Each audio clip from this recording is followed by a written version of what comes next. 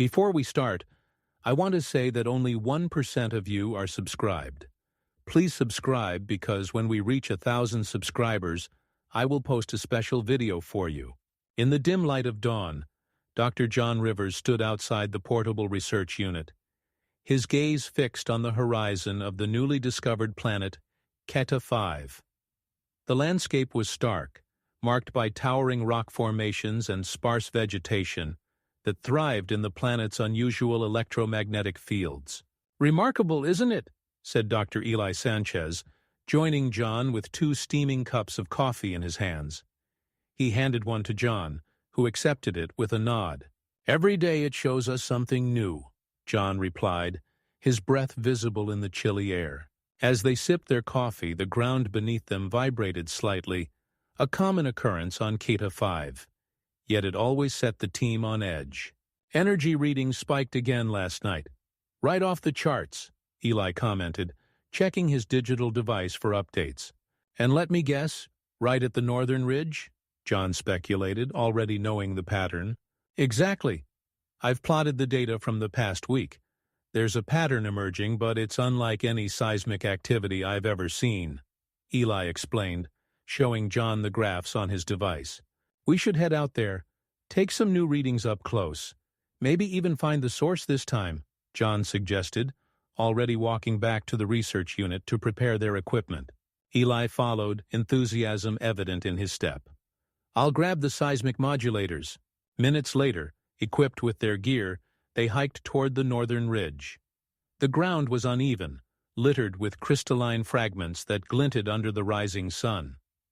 As they approached the area of interest, a sudden silence fell, the usual whispers of the wind ceasing abruptly. "This is it," John said, setting up the equipment. Eli nodded, scanning the area with a handheld sensor. As they worked in focused silence, a faint clicking sound caught their attention. It was rhythmic, deliberate, and seemed to be approaching. John and Eli exchanged a puzzled look, reaching for the communication devices attached to their belts. "Did you hear that?" John asked, his voice low. Before Eli could respond, a figure emerged from behind one of the large rock formations. It was a humanoid, her skin shimmering with a metallic hue, eyes glowing faintly in the dim light. She was watching them, her posture defensive, yet curious. "Hello," John said, stepping forward slowly, hands raised to show they were unarmed. "We're not here to harm. We're researchers." The alien, seemingly understanding his gesture if not his words, tilted her head slightly, the clicking sounds ceasing. Eli, ever the linguist among them, tried a different approach, speaking slowly in a language they had started piecing together from previous encounters. "We come in peace. Friends." The alien's eyes narrowed, but then, surprisingly, she responded in broken English, her voice a melodic contrast to the harsh environment. "Why here? We study, we learn," John explained, gesturing to the equipment. "What about you? Are you from here?" The alien hesitated, then stepped closer. "I watch. You not first here." "Not the first?" Eli asked, intrigued. "Others like us?" She nodded, then pointed toward the peaks of the distant mountains. "More there. Bad." John and Eli shared a look of concern.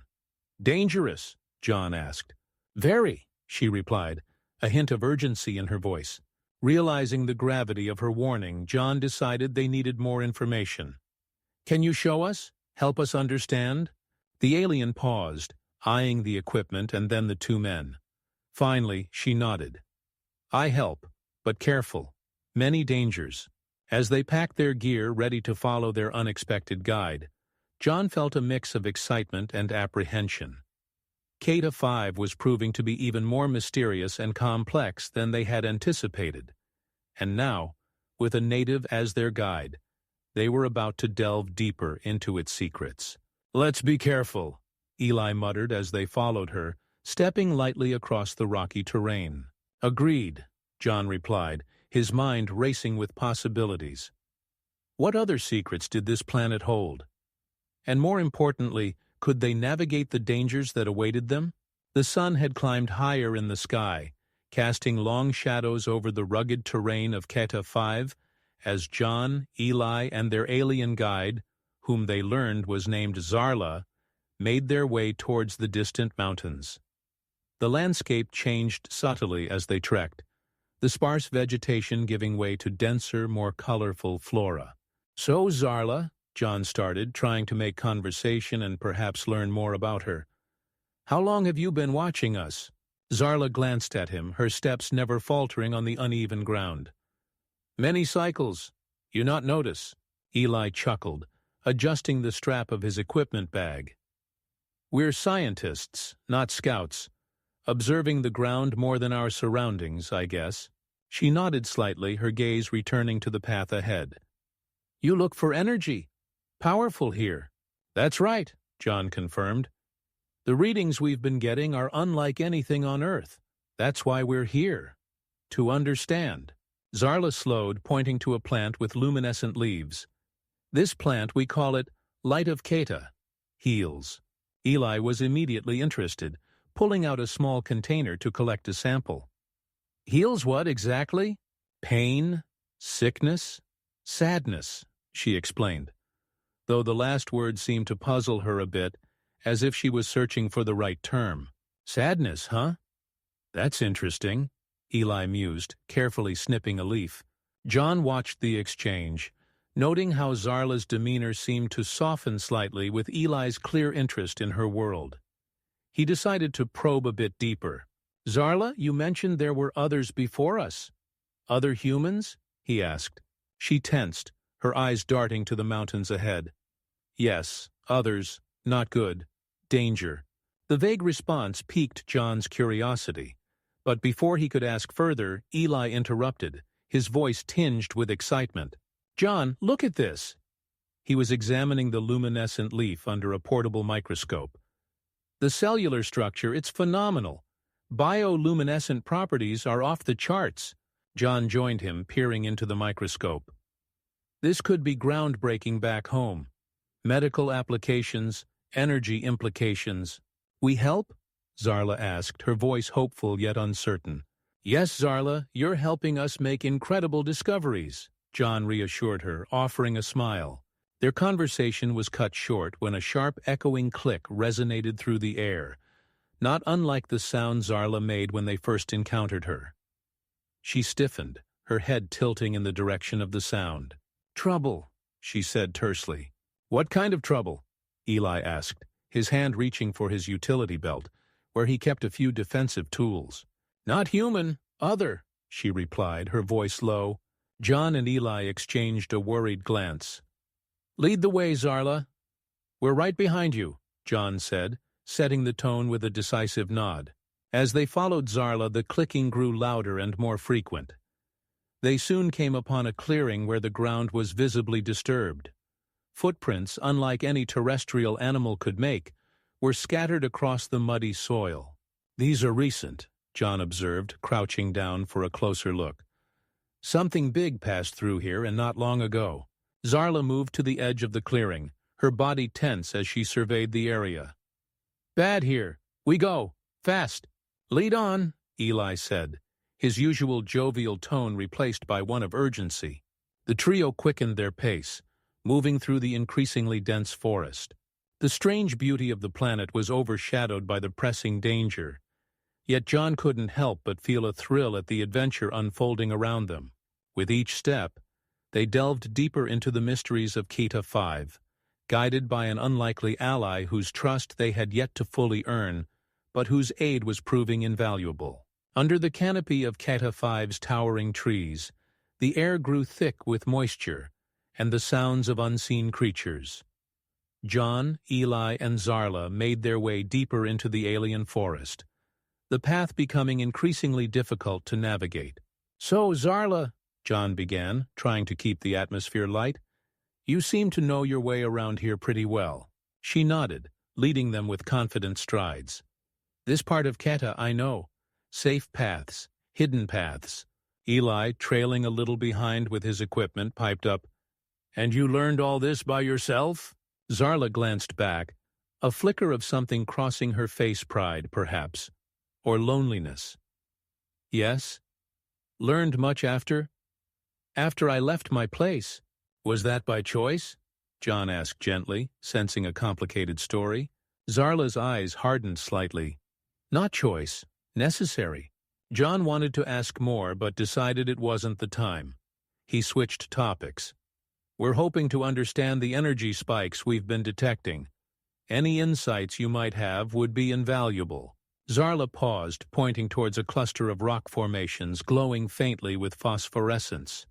Energy comes from there, deep in rocks, dangerous. Eli, ever curious, set down his bag and pulled out a scanner. Let's get some readings. Might help us understand the source. As Eli worked with his gadgets, John and Zarla discussed the local flora and fauna, which she seemed to know intimately. Every now and then she would stop, pluck a leaf or a flower, and explain its uses. This, she said, handing John a flower with petals that shimmered like oil on water. For healing skin. Burns, cuts.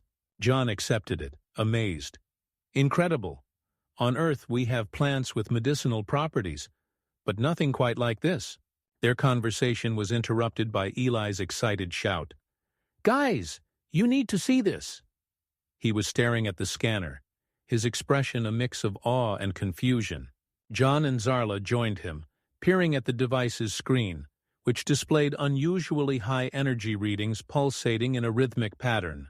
It's almost like a heartbeat, Eli murmured, scratching his head. A heartbeat?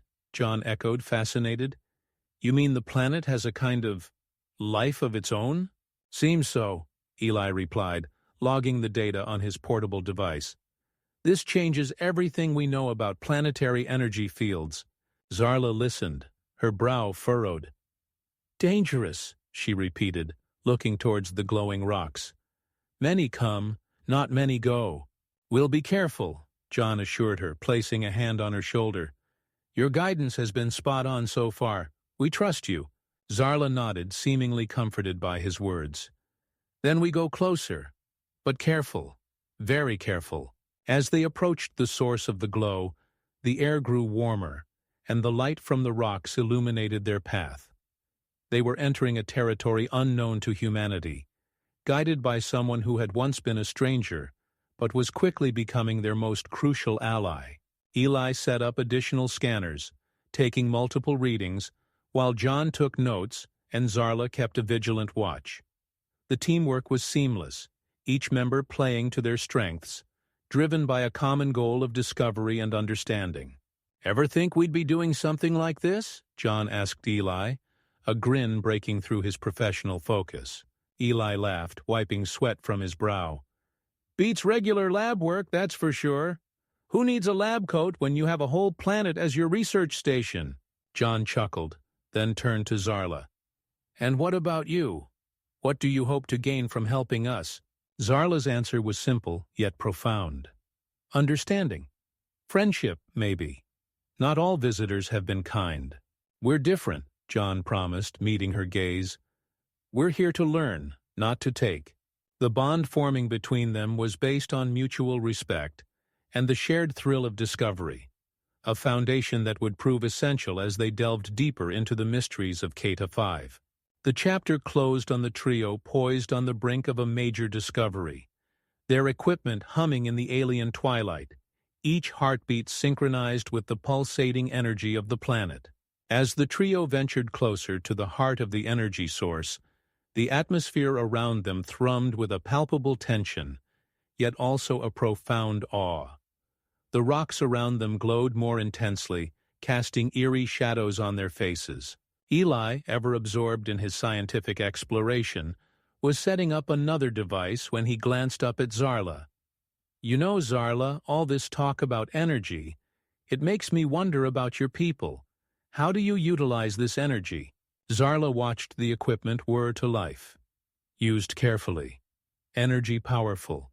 Can heal or harm. Like fire, John mused, joining the conversation. Beneficial if used right, destructive if not. Zarla nodded in agreement, then pointed to the device. This reads the energy? Exactly, Eli responded, eager to explain. It helps us understand the frequency and structure. Maybe even replicate it someday. Safely, of course. Zarla's gaze lingered on the device. Many things different here from home. John looked at her, sensing a deeper undercurrent in her words. What's home like, Zarla? You haven't told us much about where you come from. She hesitated, a shadow crossing her features. Home. Far. Different lands, different skies. But not safe for me now. The weight of her words hung in the air, and Eli shifted uncomfortably, sensing the personal nature of her admission. John decided to steer the conversation to a lighter topic. You know, back on Earth, we have various ways of making a place feel like home. Music, food, stories. What about your people? What makes somewhere home for you? Zarla thought for a moment, then smiled slightly. Stories, music too. Sounds different, but heart same. Makes us feel connected. Sounds like we're not so different after all, Eli said with a grin. Once we're done here, you'll have to teach us one of your songs. I teach, if you teach yours, she replied, a spark of interest lighting her eyes. Deal, John exclaimed, pleased to see her engaging. But first, let's figure this out.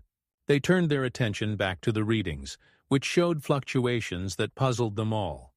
Eli's brow furrowed as he adjusted the settings on his device. This doesn't make sense, he muttered. The energy should be stable, but it's fluctuating like it's reacting to something. Reacting to us, maybe? John suggested, looking around. Could be, Eli said, scratching his head. Or maybe something else. Zarla, do these energies ever react to natural events? Like weather changes or celestial events? Energy alive, Zarla said, her tone serious. Reacts to life, to thoughts. To thoughts? John echoed, intrigued. You mean it's sentient? Not like us, different but aware. This revelation added a whole new layer to their understanding, and they spent the next several hours discussing the implications, exploring different theories, and taking meticulous notes. As night fell, and they prepared to head back, John couldn't help but feel they were on the verge of something monumental. We'll need to come back tomorrow, continue where we left off. Eli nodded in agreement, packing up his equipment. This could change everything, how we understand energy, life, even consciousness. Zarla watched them, a slight smile curving her lips. Good day. Learn much. Thanks to you, John said, shouldering his backpack. We wouldn't have gotten this far without you. As they walked back towards their base camp, the stars overhead shone brightly, a tapestry of cosmic brilliance that seemed to echo the potential of their discoveries. The bonds of friendship, curiosity, and mutual respect deepened with each step, weaving a new kind of family far from home. The next morning brought an unexpected challenge. As John, Eli, and Zarla approached the research site, they found their equipment scattered and some of it visibly damaged. What the? Eli exclaimed, rushing forward to assess the damage. This was secured. What happened? Zarla knelt beside a toppled device, her expression tight. Others. Not like your presence. John frowned, joining her on the ground. Others? You mean there are more like you? She nodded, her silver eyes darkening. Yes. Not all. Agree. Some want keep secrets.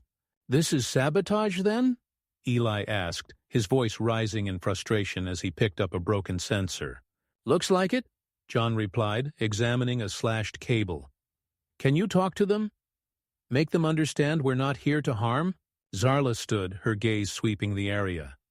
I can try, but they not trust easy. Like me, they have reasons. Eli sighed, running a hand through his hair. Great, just great. We're here to learn, not fight. We need to be careful, John added, his mind racing for solutions. Maybe set up surveillance, see if we can catch them in the act. I'll rig up some cameras with motion sensors, Eli suggested, already digging through his remaining equipment. And I'll go talk, Zarla said, determination in her stance. Explain. Try make peace. John looked at her, appreciative yet concerned. Be careful, Zarla. We can't afford to lose you. She nodded once, sharply, then turned and disappeared into the dense foliage. With Zarla gone, the two men worked in tense silence, setting up what they could and repairing what was salvageable. "This feels like a step back," Eli grumbled as he tested a repaired scanner. "It is," John agreed, "but it's not a defeat. We'll keep going. We have to." Hours passed, and as the sun began to set, Zarla returned. She looked unharmed but weary, her energy subdued as she approached them. "They will watch," she said simply. "Decide." "Decide what?" Eli asked, his tone edged with impatience. "If you stay. If you go," she replied. John exchanged a glance with Eli, both sensing the gravity of her words.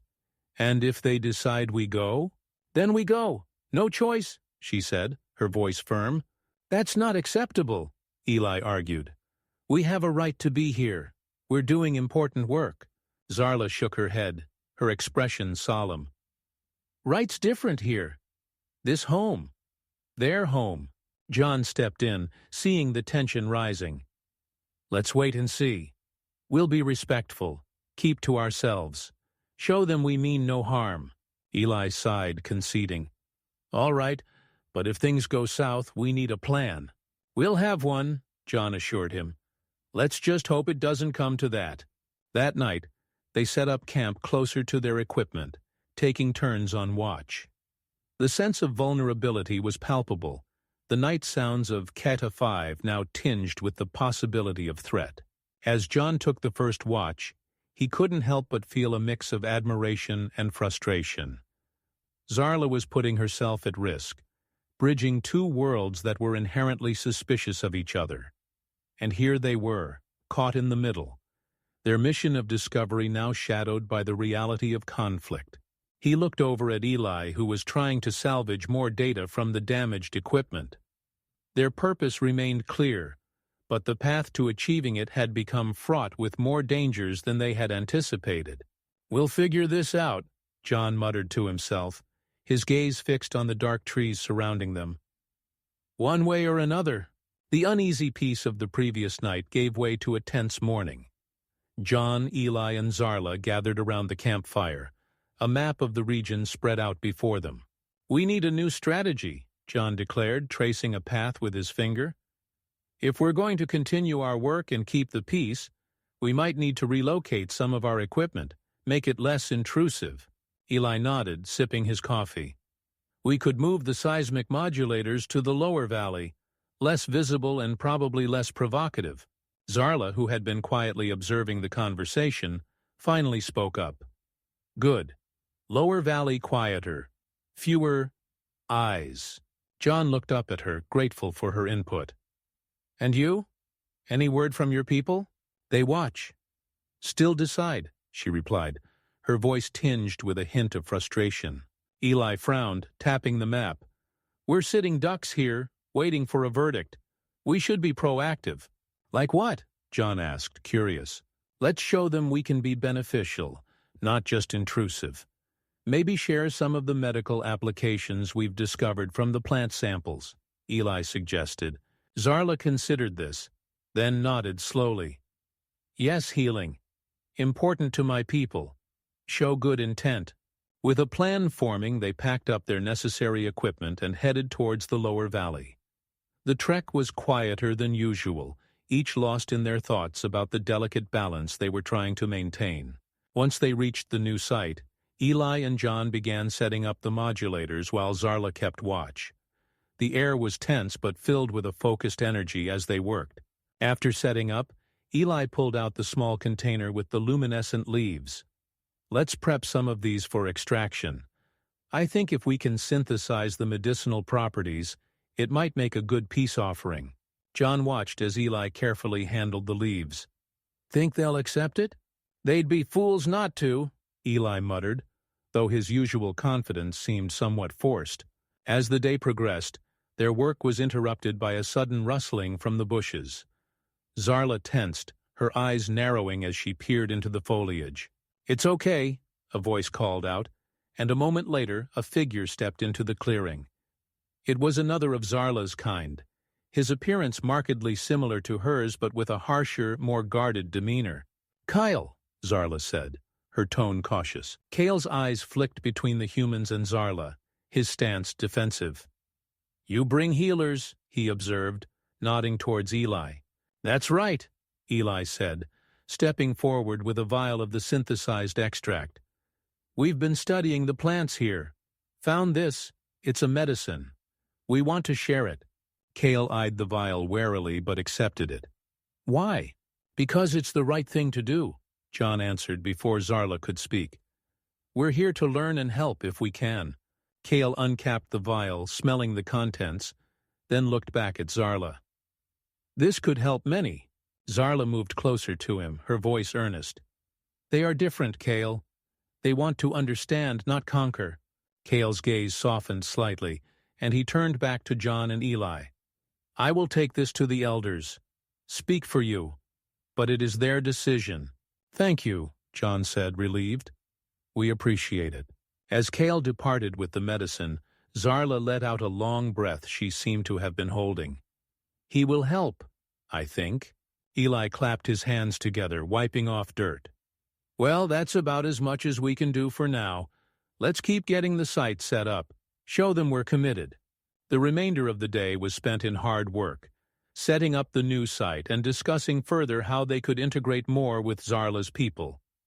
As the sun began to set, casting long shadows over the valley, there was a sense of cautious optimism among them. John looked over at Zarla, who was watching the sunset. "You okay?"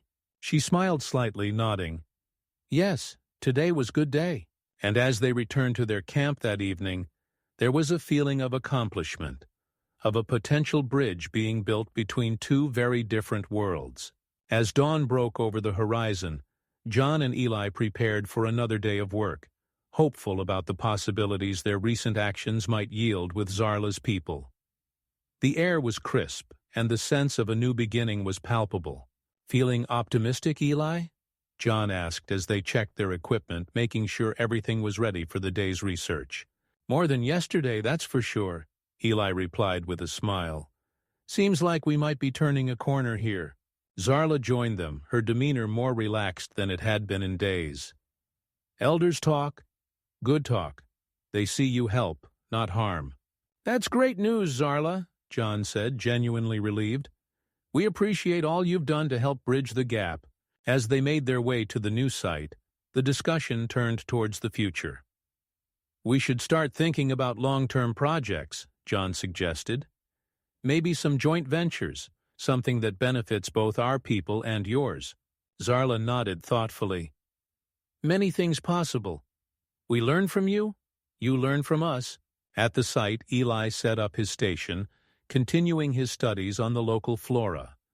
Meanwhile, John and Zarla discussed potential collaboration areas ranging from environmental conservation efforts to technological exchanges. "I think a cultural exchange could be fascinating," John mused. "Imagine what we could learn from each other.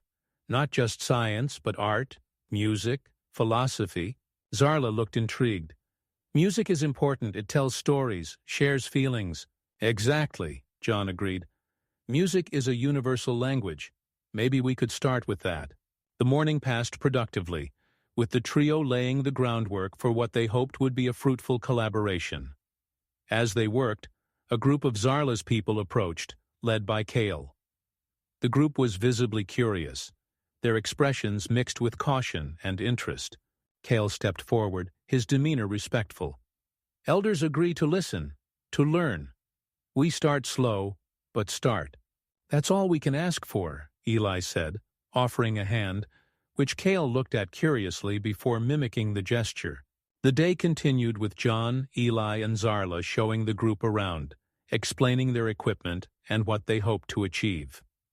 Zarla translated where necessary, and although the conversation was slow, it was meaningful.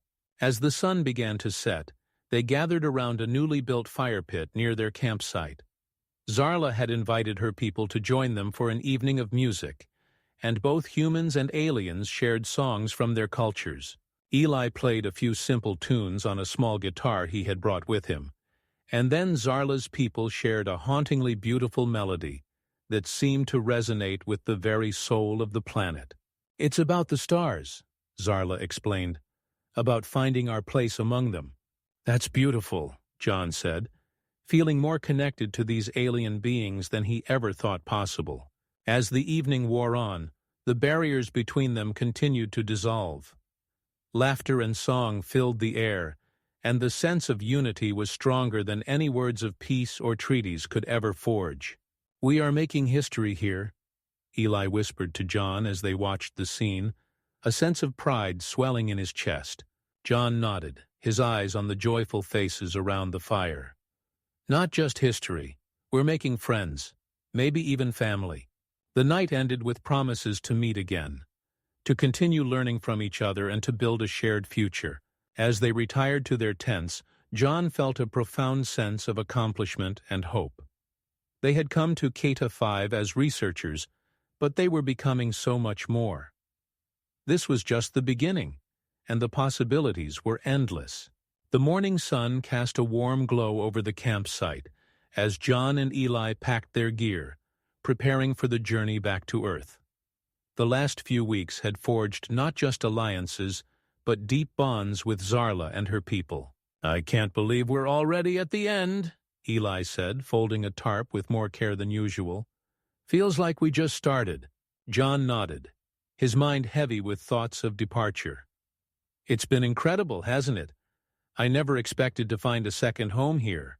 Zarla approached them, her expression mixed with sadness and gratitude. "You leave today?" "Yes," John confirmed, meeting her gaze.